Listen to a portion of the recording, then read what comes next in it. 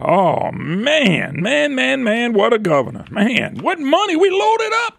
We rich. We building buildings. We building community colleges. Bill Edwards, boy, he's taking his state in another direction. Wow. 844-766-6607. Hickson has a hotline. Welcome to the Moon Griffon Show. That's right. We're broke. Just a few weeks ago, we were broke. A few months ago, we were broke. We were broke when Bill Edwards left. Now we've got so much money, we're just spending money building more buildings. It never changes, folks. It never changes. It never stops. Anyway, 844-766-6607. Hickson has a hotline. $1,000 textbook for intermediate program. And they said that was a mistake at UL Lafayette. And, of course, the price tag for accounting 202 class. How many people? I took accounting. If you took accounting, it cost you $900,000 for a textbook. Oh, no, but they said that was wrong. It was only $313, Brandon. So you get to school and you read where the governor and them have passed all the taxes they need. They funded higher ed. Then they jack fees up $600. Then you show up at school and it's got a $1,000 textbook. and one of the people, who's the guy that said this? Louisiana Community and Technical College President Monty Sullivan said the state must begin investing in higher ed again, higher education. That's all we've done. With no results. And the best and brightest keep leaving because there's no jobs and let's invest in more buildings. It just blows my mind. Anyway, great to have you with us. 844-766-6607. Hickson has that hotline. If you'd like to be on the program with me today, it's your opportunity to be a voice. Well, I know they're excited. Louisiana will spend $8 million on a new building, the new Delta Community College in Ruston. You can go down the road, there's one in Monroe. That's right. Another set of buildings, another set of presidents and VPs, and we got to have it everywhere and every place, and there's part of our problem. First of all, it won't be $8 million, it'll be $12, $14 million. It always is, right? Brandon, when they tell you it's a project, once they start the project and get the project in a line, guarantee you, if we would watch every penny on this so-called $8 million to build a new Delta Community College, I guarantee you that's a $15 million project. They always are. Francis Thompson, when they built that little pond and lake that he's played with and made money on, Brandon, that started out, I think, as about a $15 million deal. Ended up being a $40 million project. I sit back and I watch this and I just laugh. We have buildings in the state of Louisiana we don't even use anymore. And by the way, I'm not cutting a Ruston area at all. A lot of fine people there, good college, all that stuff. That's all cool. But this is ridiculous that we sit here broke. Universities, I know y'all don't understand this, they have dual enrollment. They're counting kids that are in high school. They get counted in high school and we give them money. Brandon, I don't know if you knew this or not. Then they take in college courses and they count them as college students too. If anybody ever goes check out the dual enrollment at the universities, you will pull your hair out at what's going on with dual enrollment. You know, it's phenomenal. How much we paying for all this stuff, yet in the last 20 years, we've lost 2 congressmen because people are out migrating. Why are we doing this? We can't support we can't, and Bill Edwards is no different, Jay Darn. They think, this is great, build another building, build another school. They're going to call us economic development. I expect somebody in the Advocate matter of fact, let me back up. I apologize. This is a Greg Hilburn article. It could be true. It could not be true. Chances of it being true are as high as the chances of it being not true. You know? Ruston will also construct a building to house high-tech, robotic, and manufacturing firms in its own center of advanced manufacturing technologies. Whatever the hell that means. It's just amazing. We're building buildings. We're building more government. We're building up. Let me tell you why they can do all this. And I was going to move into textbook for $1,000. The reason they do all this, folks, is one big reason. And the big reason is called student debt. They don't give a rat's rear end about the student. They do not care about how much a student has to go in debt to build these buildings or provide these 6-figure incomes for all the people at the top. They do not care. They could care less. That's the problem with this. We got high school parents of food and high school kids of food and thinking, boy, if I can just go spend and get $40,000, $50,000 worth of debt, I'm going to have a big-time job. You might, but it ain't going to be in Louisiana because we don't work on that. It's not what we work toward. So Edwards and them are smiling with that little boop, eating grin. Anchor Technology Park. Edwards joined with the mayor and community technical college system president, the Delta chancellor, Louisiana Tech University, and they building another building that's going to cost us even more money. Folks, we're losing population. If anybody ever checks into dual enrollment in the universities and high school where, listen to me, because they're in high school, the state's giving them checks, and because they're in college, they get money over there too. They're counting that as students. Which one are they? Well, they both. It's called dual enrollment for a reason, you big dummy. Yeah, it's called money, folks. This whole education thing that we're talking about is mega, mega, mega money. That's what this is about more than anything. And the reason they can charge $313 or to $1,000 for a textbook is because they know a student, if they go to school and they say, you have to have this textbook to pass my class, what are you going to do, Brandon? You as a student, what you going to do? You have to pay it. Absolutely. And that means you have to run up some more student debt. And they don't care that you have to pay that back. They got their six-figure salaries. They have their six-figure retirements. This is crazy. I'm telling y'all, the university thing is becoming such a gimmick, and it doesn't have to be that way. People are going to get mad at me saying the truth. But the truth is, we don't need to build another building in Ruston or anywhere else. Bill Edwards and them, boy, they clapping along. Then you're going to wonder in a year or two when they say, well, you know what, we need to change our tax structure. When they say that in Louisiana, that means we need to find out where we can get more revenue.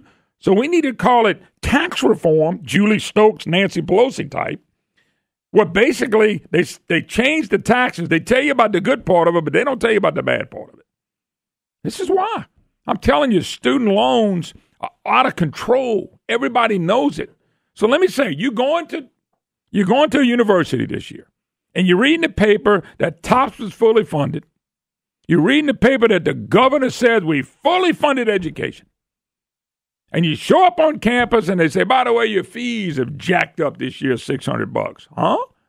Oh, by the way, the new book that you need for accounting, an intermediate accounting, is $1,000. Then the school freaks out. They say, no, that's not true. It's only $313. Well, I saw an interview today on the TV station. They're interviewing this young lady.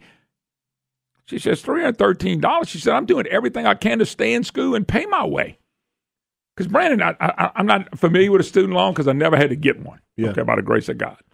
But student loan, do you go get a student loan, you get a certain amount of money, but what happens if you don't have any money and you needed more? Do you go back and they give you more? How does that work? Well, there's like $9 billion in the U.S. of default, student loan default right now. But it's $1 trillion worth of debt. Yeah. $1 trillion worth of debt in student loans, Brandon. Mm-hmm. And, Brandon, it looks like what I'm saying is, what do you do when you go to school?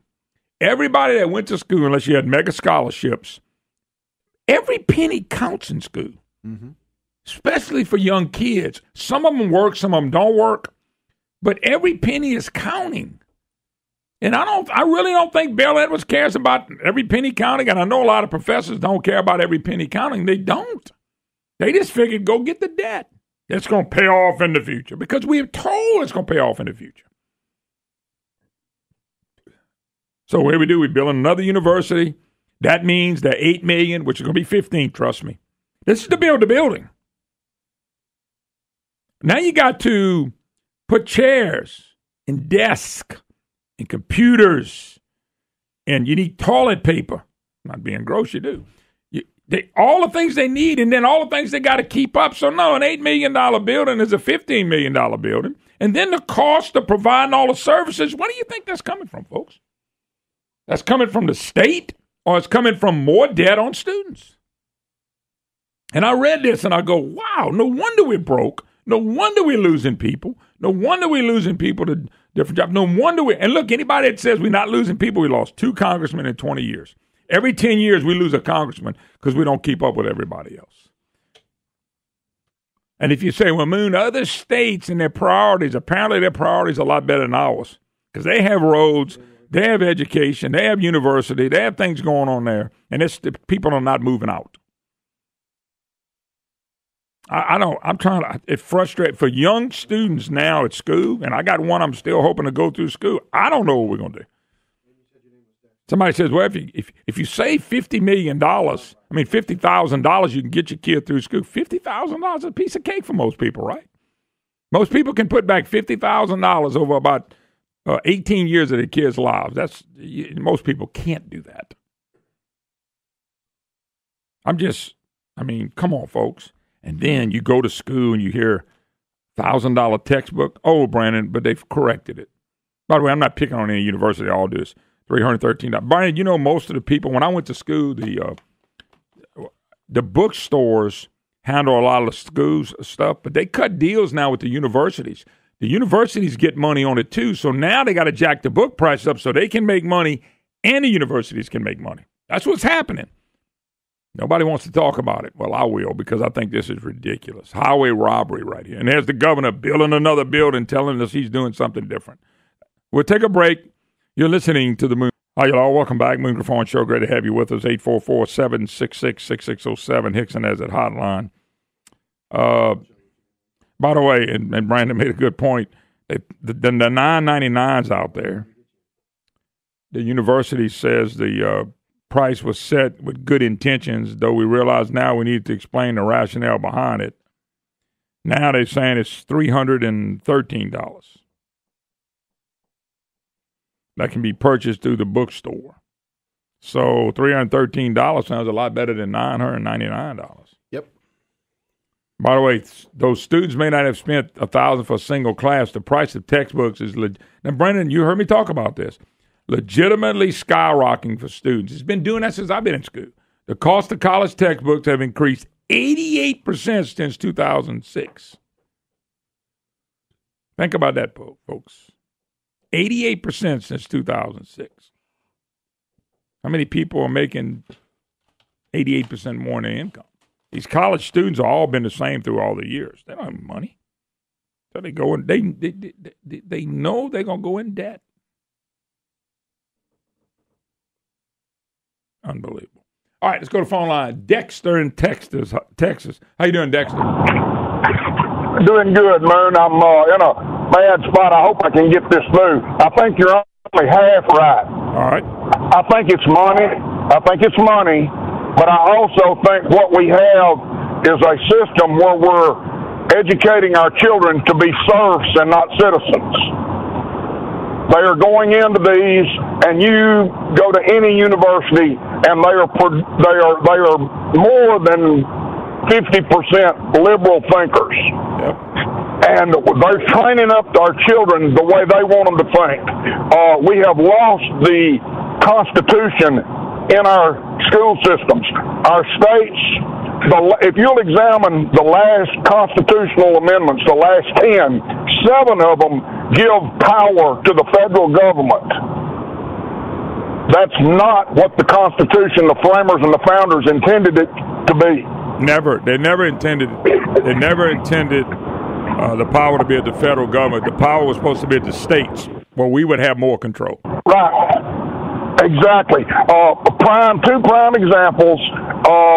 The immigration problem in Texas with the wall and what was done with Governor Perry. And then the other one was the governor of Minnesota, and it had to do with the Muslim problem there, and it turned out to be a freedom of religion. The Roe versus Wade, we find out now after the fact that it was developed over a falsehood that a young lady had been raped when in fact she was pregnant from her boyfriend. Mm-hmm. And they took that and they twisted that into Roe v. Wade. Now, when we have these things like that, the same thing with the gay rights, and they linked it, I think it was to the 19th Amendment, talking about privilege, they connected something that had no intention to be linked with the other. Yeah. This is the problem, and until we start educating our children, and that means getting constitutional studies back in school. It's not reading, writing, and arithmetic. You put that Constitution first, and you will keep reading, writing, and arithmetic in the school system. Yeah. Well, it's no doubt about. It's no doubt about what's happening with the system. It's no doubt about the money, the debt that they have to run up to continue to have, quote, a good education. All frustrates me. Like I said, you showed up at school. If you showed up at school and you came to school and they said everything was taken care of, 100% funded, and then they jacked $600 on you, $300 to $600 on you for the year in fees, and then they tell you a book gonna cost you $999. Oh, it's only $313 a book. Really? It is the same mentality that drives our pharmaceutical, our political, and our business structure. It is the same thing, and the problem is we have the same guardians over all. Now, let's look at a common denominator. We are choosing the best of the worst to lead us when we need to come back to the ground and start choosing the qualified. As Solomon said, there is nothing new, nothing under the sun. It's not a good point. And that is the problem. Hey, we need to take what we know and put it back. And this belongs to the state. It does not belong to the federal government. We pay our taxes to the federal government, and they say, we're going to give you education funding. Hey, that was our money to begin with. Yeah, got to go. Thanks for the call, Dexter. That's a great point. They sent it back in grants and things of that nature, and then they attach what he was saying to you. They attach what you have to do and what you can't do and what you can do. I just know this. The book racket is, I said this when I got to school, when I got out of school, and I've been saying it since I've been on the air, is a book racket. They don't care what students and kids are going to owe. They don't care if they owe $50,000, $60,000, $70,000. They don't care if they owe $1 million. They don't care. They really don't. I've had people tell me they ran up college debt thinking the government was going to forgive them one day. That's a shame, too. All right, we got to take a break. 844-766-6607. Hickson has a hotline. Be right back. Hi, y'all. Welcome back. Moon Griffon Show. Great to have you with us. 844-766-6607. Hickson has that hotline. Is it worth, I guess there's a question. Is it worth all the money that people are going in debt for? Is it worth it? I think it depends on the career that you're going in. It all depends. I mean, there's some people that take out $40,000 a student loan, but they have a job that pays them only $40,000. That I don't think is worth it. Well, let me back up though, because you probably answered that like a lot of people. Let me answer it this way. When I say is it worth it, you start weighing what you did was you weighed the debt to the job you're gonna get and the potential earnings. Yes. Yeah. My deal is in this day and time, is it worth $50,000, $60,000, $70,000 worth of debt? Would it be better for you to get a 2-year degree, go get experience? Because let me tell you what I found. That degree is very important for the first job, not as important as you get up the road. People are looking for experience. They're not looking for degrees. Now, having one is a big thing. But if we overplayed that, that's what I want to know. Are we overplaying it? Educators get mad when I say that. I don't care. I really don't care if they get mad at the truth. You parents out there that are paying for your kids, or maybe you're a parent where you're parent where you paid for yours, or your parents paid for your education, or maybe you had scholarships, whatever. I want to know, what is it worth? Where's the balance from what you have to spend and what you're going to get from that? There's got to be a balance, folks. I mean, $300 for textbooks, that's sinful. That's not even right. That's not even fair. It's not. Putting something online at $999 price set with good intentions. What was the good intention?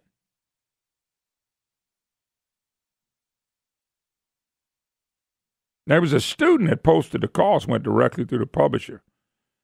School offers the material for the class for about $300 can be purchased through UL Lafayette Bookstore. But the book racket has been around since universities have started. I mean, the price has increased 88% since 2006. And I just wonder, do you really need all that when you go to universities? We're building another university in Ruston, Louisiana. No cut on Ruston. Love Ruston. Great people there. Know a lot of them. I just can't believe. I can't believe it's getting this high and out of whack. We building buildings. Bill Edwards is doing nothing any different. He hasn't changed anything. They wrote an article today bragging about how the budget has now helped our credit rating for borrowing more money. Who cares? We don't need to be borrowing no more money for anything. Not right now. We owe a lot of money. People don't realize that. As we let our unfunded, unaccrued liability retirement system, just nobody ever does anything about it. All right, let's go to phone lines. Take a couple more calls. We good. We good. Eddie from Bossier City. How you doing, Eddie? Pretty good, man. You doing all right? Yes, sir. Doing great. You get in, you're discussing like with the books and stuff like that. My ex-wife went to school to be a nurse. We couldn't afford for her to drive back and forth to Natchitoches. So she went to Bossier Parish Community College. Well, when she got up far enough, they would not transfer some of her classes because they did not use that particular book that year. They used it the year before. The universities alternate those books so that they don't even have to accept your class. You could have made an A in it. And they've got all kinds of stuff on their list for you to get a degree that's not going to help you at all in what you're going to be doing. Yeah. Oh, they got that's typical. What is it? Brandon, was 128 hours, 132 hours to graduate, something like that. Oh, I don't remember. I think it was 140 something by the time when I was in there. Oh, yeah, but I know. But they always got a bunch of stuff that you just have to take, and you take it or you don't. I mean, that's what they require. Now, what they'll tell you is, like in accounting, they go to these big businesses and say, what do these students have to have? And that's why they dictate the course accordingly. But think about it. It's an accounting book worth $300. Accounting hadn't changed. It really hadn't. Yeah, it's more technical and all that. Math has not changed. English has not changed. Science changes every day. I mean, there's no doubt there's been breakouts through science. So I could see science changing somewhat. English, reading, writing, and arithmetic. There is no changing in reading, writing, and arithmetic. And if you could do those three things and master those three things, you can become a doctor. You can become a lawyer. Correct. You can become a president. You can become a banker. You can become it because you can read, you can write, and do arithmetic. You can do anything. So why is it so expensive and so complicated? Because I think it's become such a financial gain that the people at the top that make the six-figure salaries and get the six-figure retirements is more important than the student coming into the classroom. So they don't care if you run up debt. And we ought to not be building another community college, but here we go.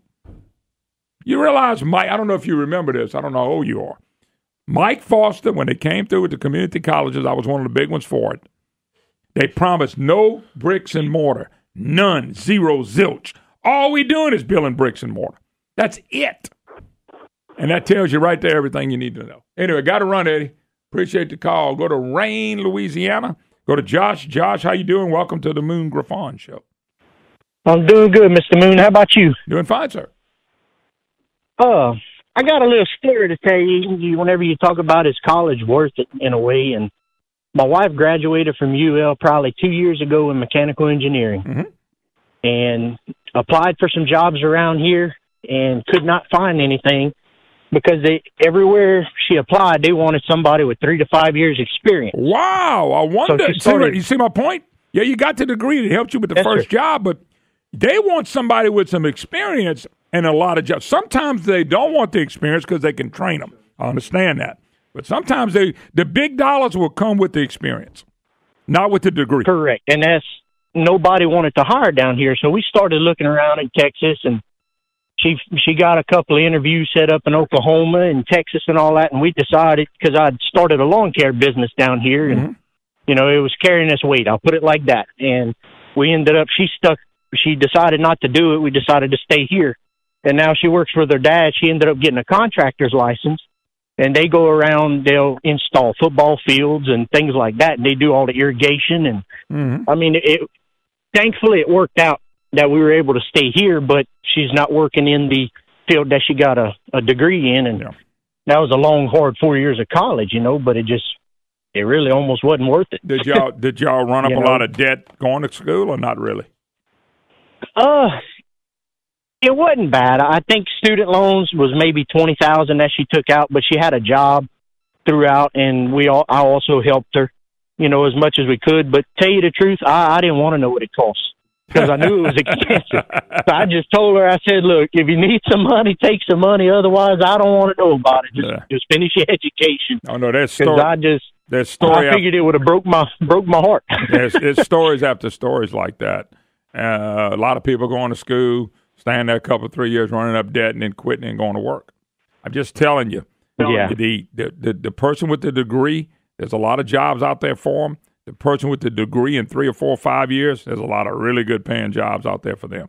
And that first job is important to have the degree. But after that, it depending on what field it's in, like Brandon says, it may not matter.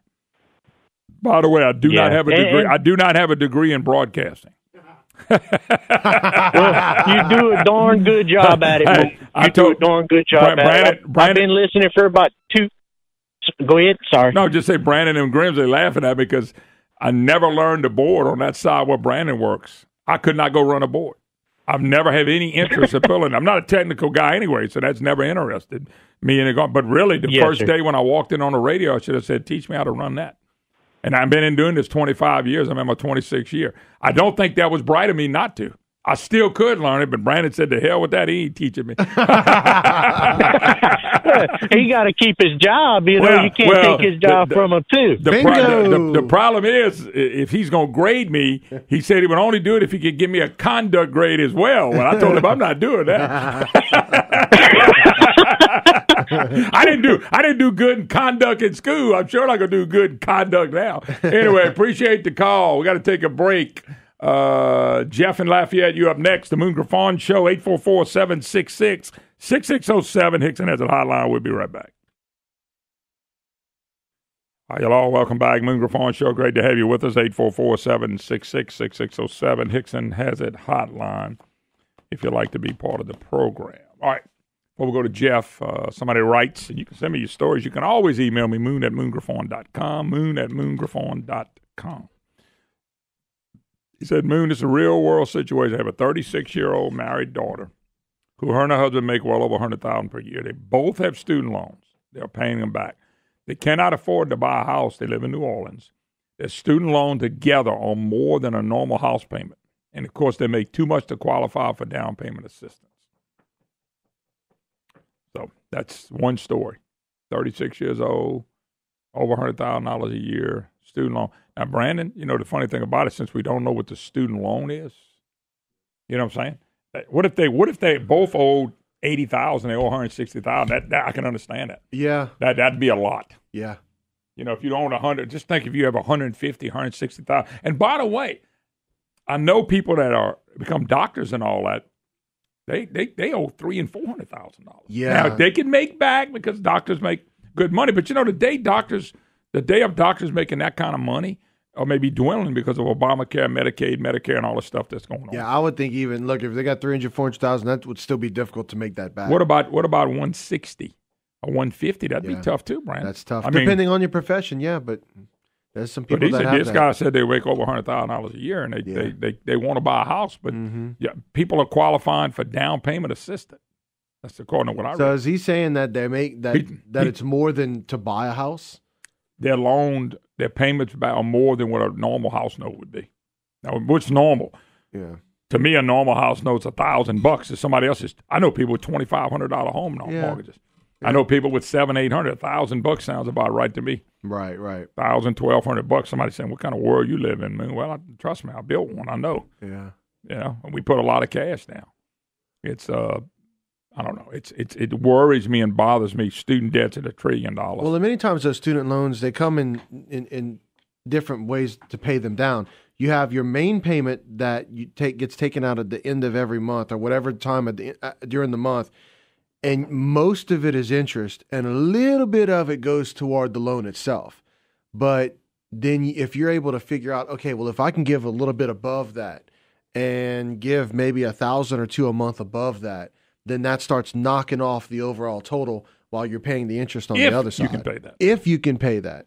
Not everybody can. I would say the percentage of people can do what you're talking about is small. It's small, yeah. I'm not saying it's 10% or 5%, but I bet you it's small compared to the people going, they get out, they got the degree, and they go, okay, where do I live? Yeah. Oh, my student loan's $500 a month. Yeah, exactly. I mean, what about my car? Well, I need to have a new vehicle, and I need an apartment. Or you start totaling that up, it goes up pretty high. Man, they can go from 8 to 12% like it's nothing. Overnight. And it's compound interest. Yeah. I mean, that's rough. Sure it is. But that's rough. I'm telling you, these universities, they don't care. No. They do not care. No, they don't. So to throw a $900 book out there, they don't give a rat's butt. You want to graduate, pay it. Jeff in Lafayette. How you doing, Jeff? Morning, Moon. Following up on your idea they don't care, you're absolutely right about that. I own a small engineering firm, and there's hidden costs associated with education also. Having to retake classes because they got the instructor off the plane literally minutes before class started, and he can't speak English. Oh, I would think that would be tough. I've seen it happen 5 semesters in a row with 5 different interns. Basically, we helped them get through the class and actually learn something. But, I mean, best case, you make it through, you don't learn anything. Worst case, you have to retake it. So that's another good bit of money the university gets to take in. And, you know, I've seen when I was a student, they said I was disgruntled. I hired the first intern. He had some issues. We got him through. Second intern, same class, couldn't speak English. Third, same way. The fourth one actually had someone who could speak English, but sat there and told him he didn't think he should be teaching this class, so he would just literally show up every day and sit at the desk. So there's even other costs involved, besides tuition, books, etc. And I'm in the technical field, obviously, but it happens in the math department. They use that to get you to come back. If you pass, a lot of classes when you get to the 400 level, they're only offered once a year. So if you're going to stay in school, you're taking some extra classes, more money for the university. Yeah. And like you said, they don't care. Well, if they did, I don't think you would see the cost. And it goes to the politicians. I mean, the governor stands up and says, we are fully funded higher ed. And a few weeks later, they allow these universities to raise the fees on the kids at almost $300 a semester, which is $600 for the year. Raise the fees, but they just said it was all funded. So a kid goes to school and they say, by the way, we got an additional $300. Well, I know because I've been to school. If you have too, and you've had kids go to school, every dollar counts. They don't care that they jack another $300 or $600 or $900 book, or they just don't. And since they don't, and the reason they don't, I'm telling you, is student loans. This is what happened. Why medical stuff shot up. Medicaid, Medicare, the government got involved in it, and everything just shot up. When people they got involved in education on a bigger level, it shoots up. Yep. And they say, well, the student government voted on the fees, the representatives of the student. Those representatives that sit on the student board, they do whatever administration tells them to do. Mm-hmm. Well, then it looks like it's a student-backed deal. Give me an example. Right. When they had the TOPS argument, when the governor said he was going to cut TOPS 60% or whatever it was, which was bull crap, he wasn't going to cut it. So they go to the students. They have a pep rally. Students are lobbying for higher taxes so they can have TOPS. You know, that doesn't make any sense. Raise our taxes so we can have free TOPS. Well, TOPS is not free. Never has been, never will be. It's just a roundabout way to further fund the universities. Why don't the state just fund the universities and make the tuition free? That's essentially what they're doing. Well, we got too many. Nobody wants to. We got community colleges popping up everywhere. We building, so we got to have a new president. We got to have 2 new VPs. We got to have a provost. We got to have all these different people. And so people think that's economic development. I'm waiting for Edwards to call it economic development. To Ruston, the new one will be, because they're going to get more state and federal money probably coming in. But that's not the way you run a real economy. I promise you. Oh. Not the way to do it. Anyway. It's good work if you can get elected. Thanks, Moon. All right, thanks. Appreciate the call.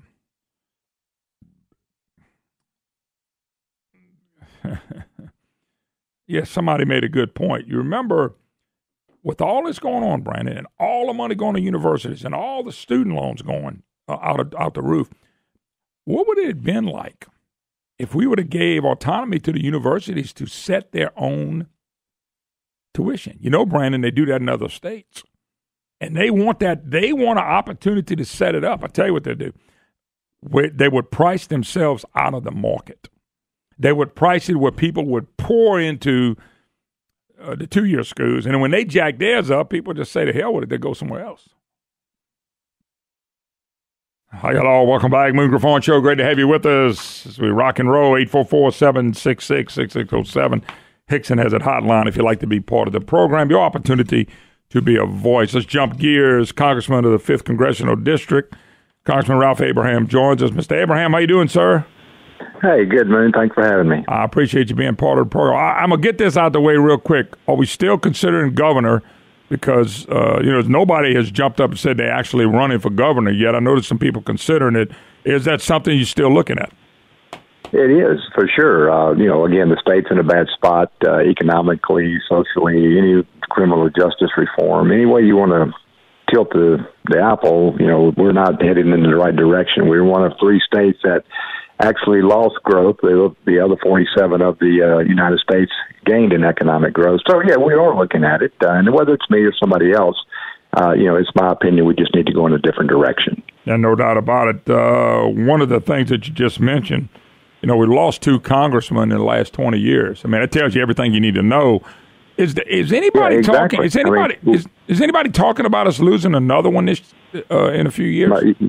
You bet they are. We've got a census coming up here in 2020, and we at one time had 8 congressmen. We're down to 6. Yes, sir.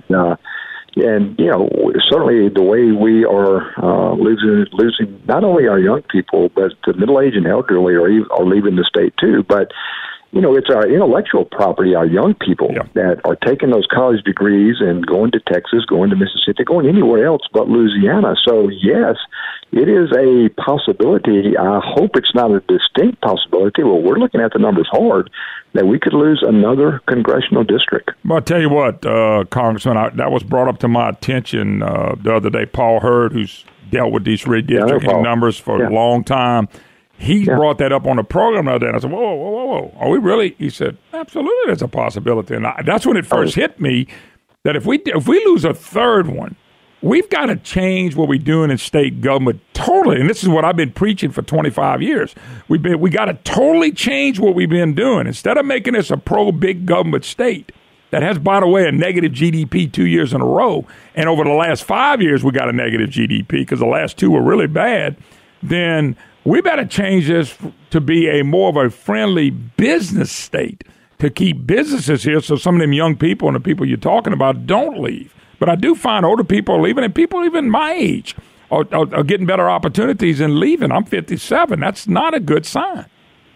No, and you're right, and I hope people are listening to you and others like yourself, myself included, that has beat the drum over and over and tell them that we do have to change the business culture of the state. I mean, our oil and gas industry is getting sued out of business. They won't hardly drop a well now.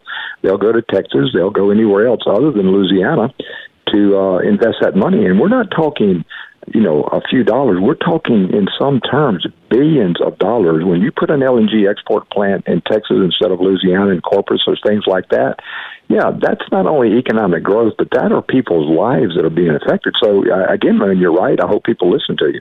Yeah, well, let's jump gears a little. They've. It's no doubt that the press has not only unfairly treated Donald Trump, the president of the United States, they are going after him massively. And today it was broke that Lanny Davis, who is Conan's lawyer, now claims he made he basically lied. He made mistakes and lied about being a source for CNN on something that he should have never said. And also he says he's backed off 2 claims now he made in recent weeks that he witnessed President Donald Trump being informed of Donald Trump Jr.'s meeting at the Trump Tower. I mean, this is bad when you got the lawyer now saying I lied. Yeah, I totally agree. And, you have to think to yourself, and I certainly do think, was it a purposeful lie, just to put it out there? Because, once it's out there, a retraction, nobody pays nearly as much attention to the retraction and the apology as they do to the initial, and I'll use quote and unquote, bombshell report that CNN reported. It was an anonymous source that we now know was Lanny Davis. I mean, how undermining and how much vitriol does it take for the media to understand that the American people, the flyover states, the good people of America, they understand what's going on with the media, and they're tuning it off. That's why CNN's ratings and others of the very far left are down in the tanks. I mean, they're losing sponsorships, they're losing viewerships, as they should when they report what Trump has very rightly called fake news. No doubt about it. Matter of fact, he has stuck them when he said fake news, and he really stuck them when he said that basically what the news is doing is not being fair, and Trump has went after them, and now they're upset at Trump for going after them. But if we believe everything they say, you and me wouldn't like Trump either. And bottom line is 95% of the coverage he gets is hate. It's not only negative, Congressman Abraham, it's hate. No, and they're just trying to stay relative where we know that they're not relative anymore. Their credibility, and then look at Lanny Davis. If he had credibility coming into the Conan issue, he's lost everything. CNN's lost all credibility. So when you lose your credibility, you also lose your relevancy. And these news stations think they're relevant, but they're not, because now with one push of a button at the speed of light, Trump tweets, and it goes to 52 million Americans now. Wow.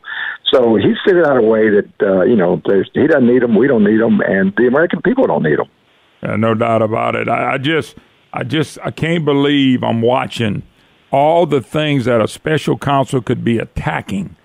The Clintons, the Justice Department. I had Jeff Sessions on here, I don't know, Brian, it must have been 6 weeks ago, maybe 8 weeks ago, and he said that they've had 25 changes at the top in the Department of Justice and the FBI.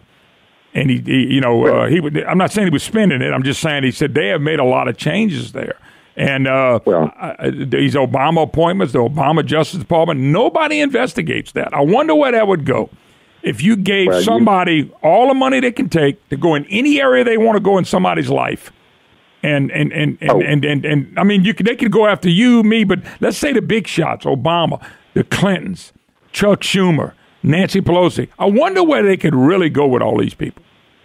Well, you and I both know if we give them over $20 million, which the Mueller investigation is now up to American taxpayers' money, when you look at the Uranium One deal with the Clintons, when you look at the Benghazi Steel with the Clintons and Obama, it's criminal that they are not going after the real problem here. And look, they never report the wonderful stuff that has happened with the Trump administration. Look what happened yesterday just with the NAFTA agreement with Mexico. Now you've got Canada coming back saying, please do business with us. guess what's going to happen next? China's going to come because they have to come. Our military's better. Jobs are out the roof. We can't fill 7 million jobs with this new economy. We are going in the right direction in everything you look at. And, again, you never hear that from the media.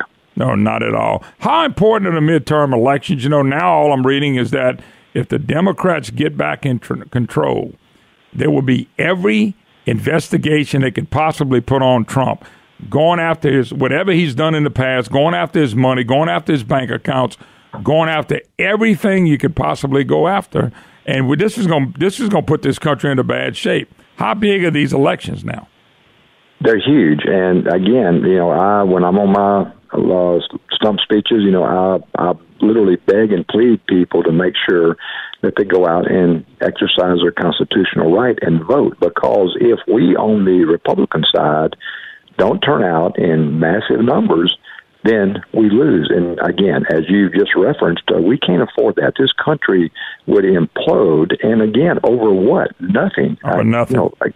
Over nothing. There's no collusion. We're good. We're in a good spot. We're moving even into a better spot economically, militarily, whatever venue you want to go down. We're much better under the Trump administration. This guy does what he says. He keeps his promises. And let me tell you, when you're with him, as I've been privileged to be on a few occasions, he's a stand-up guy. He takes questions. He doesn't deflect. He always, in my opinion, I've never in my brief periods of time with him, or certainly Vice President Pence, I've never seen them even try to hedge the truth whatsoever. They hit it head on. They tell it like it is. And there are just some on the very far left, and even the left itself, they just can't take the truth. No doubt about it. Congressman Ralph Abraham, 5th Congressional District, my special guest today. We're talking a little about what's going on with the Trump administration. And, it's amazing, though. I figured it out, and I figured it out probably listening to a pastor in the church the other day. It's amazing. And he didn't call it out like I'm calling out, but it hit me like this. It's amazing that the left, when they disagree with us, they literally hate us. They hate us. I got a story today where somebody was mad wearing a Make America Great hat again and got the hat stole off of their head and beat up. Well, yeah. I didn't like Obama. I didn't like Obama because he was black. I didn't like Obama because of the policies are more Marxist. They don't fit this country. I didn't go out and punch somebody or hate on anybody or beat up somebody. Nobody does that on our side. So here's what I figured. We disagree, and we disagree big time, so we go out there and make our statements. They hate, so they go out there and physically try to hurt people or hurt them financially or hurt them any way they can. I think that's the difference between the left and the right. They really hate. They can't stand getting beat. I mean, they can't stand not being in power. You hit the nail on the head, just exactly what you said. They cannot stand to be beat in a very legal, normal, constitutional election. And when it doesn't go their way, they not only throw a temper tantrum, they just throw a violent storm where violence itself is involved. You're right. We on the right, I'm sure we have some that, are not the best folks in the world, but there's a whole lot more, in my opinion, on the left that just, they just cannot process the fact that the president won the election fair and square, and their only reaction is to resort to violence. We need to be a better country than that. We need to be a better people than that. Well, there's no doubt about it. I just think our side disagrees and states it. It's just like, I'll give you an example. I believe in traditional marriage, a man and a woman. I didn't cut anybody else. This is what I believe, and I have a right to believe that. Yeah. But if I say that, I'm a hater. I'm not a hater. This is what I believe. But if you don't believe that way, then they talking about. Huh? I know exactly what you're talking about. Yeah, just they hate, and we just disagree. Ralph Abraham, our special guest, a gentleman who's looking at the governor's race, also talking about what's going on in Washington, D.C. with the president and Donald Trump. And by the way, Congressman, you made all the good things that are happening. If this was the Obama administration or the Clinton administration, they would be putting it out there every day. They would be letting everybody know. They'd be having parties, yeah. They would, and yet with this guy, never any good pub at all. Yeah, and the thing that you also don't hear about is we have a wonderful right now, a pretty good stability in the Middle East, which certainly never happened during the Obama administration. You've got Israel working with Egypt and the Saudis and Jordan to defeat terrorism. So, these are things that heretofore have not happened, but you never hear about them because the media does not report them. Yeah. Well, we'll see what happens. I mean, the American people have always been resilient. I think people they're pretty smart, yeah. I think people that have voted for Trump, you notice his numbers never go down. You know what I'm saying? His numbers never go down. They've gone up. They've gone up. Yeah, exactly. Look, I'm out like you are among the folks and across the nation, and everywhere I go, people are beating the drum for President Trump because they are being impacted by his policies in a very positive way. They have a little more money in their pocket. They feel a little more secure at night. Those types of things do matter to good folks like you and me. Well, we live in Louisiana, and I know we think different than people that live in California and Oregon and things of that nature. But what concerns me is why wouldn't people go out and vote knowing good and well that Pelosi and the same gang would be back in charge? I would be scared to death to let these people back in charge. Oh, and I agree, but I think you're right. I think people, they will go out and vote because they know the stakes here are so high that if we're going to continue as a United States, then we need to pull that lever for the president. Yeah, no doubt about it. I'm sure the president will be out there, doing what he does. Well, I know it's a off time for you guys. And I know there's election time this time of year. Anything else get done this year? And I guess my big question is on the budget especially, because I know something's going to have to be done. Yeah, there will be, looks like an omnibus pass. Again, it's not, on the House side, we've done the 12 appropriations bills, but on the Senate side, they have a little problem getting all 12 across the line simply because they don't have enough Republicans on that side. Hopefully we'll pick up 1 or 2 seats in the midterms. So, that will be done. We will, I hope, make these tax and job cuts bills permanent. Right now, it's a 2-year plan. It's doing so well that we want to make it permanent. The farm bill will get passed. It'll go to conference in September when we get back from Labor Day. So those types of deals will happen. We maybe see something move on flood insurance. Certainly we need to in Louisiana. But, to your point, because it is an election year, not a whole lot's going to happen, but maybe 2 or 3 good things will before November. Yeah, I just, what about the budget? Trump said what the president said last time, he signed this big deal last year. He said he wouldn't sign something like that again. It did run up some more debt. His border walls were not funded, at least the way he wants them to do it. And so I'm asking that question. You're right. I voted against that last budget because it did increase the deficit by about $1 trillion. We've got to rein in the spending. Again, we're making more money as a nation than we ever have, especially with this new economy. But we're still spending more than we make. And, as Congress, that is our job to control the purse. The president doesn't like it. He wants to have a budget, a balanced budget act, and I voted for that time and time again. Unfortunately, it hasn't gotten out of the House, hasn't got enough votes. But, that is a national security issue, is our debt.